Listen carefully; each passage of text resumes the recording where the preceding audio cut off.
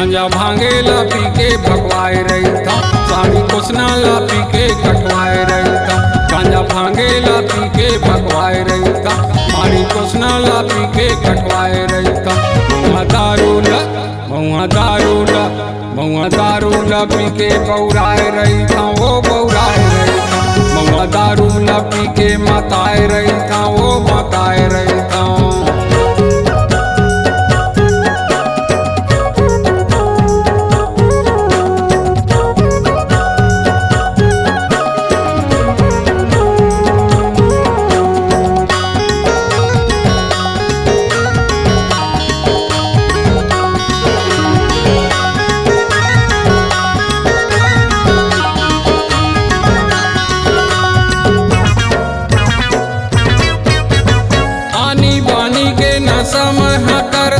महुआ दारू कस नशा नहीं है, तोर बिना रानी जिए नहीं सका, जिंदगी में तोर बिन मजा नहीं है।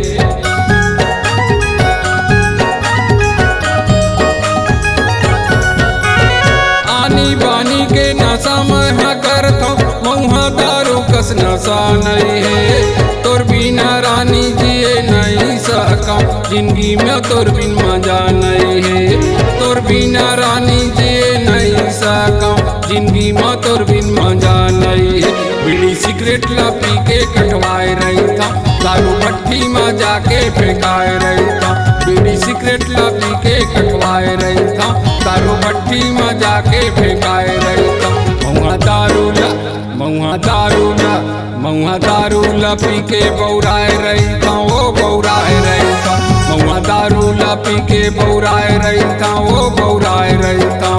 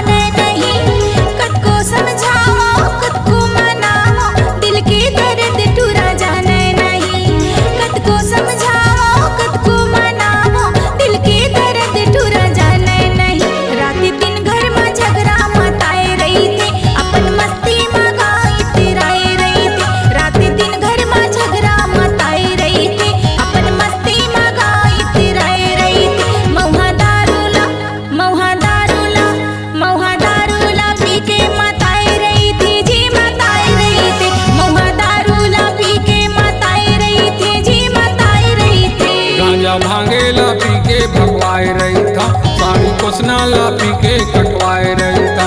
गांजा भांगेला पी के भगवाए रही था, साड़ी कोसनाला पी के कटवाए रही था। महुआ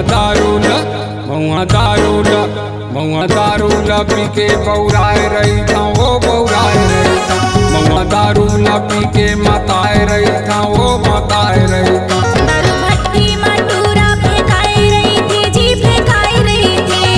दारूला पी के बौराए रही था, वो बौराए रही था। दारू भट्टी में टूरा फेंकाई रही थी, जी फेंकाई रही थी। C-Log Digital Recording Studio, Cordoba.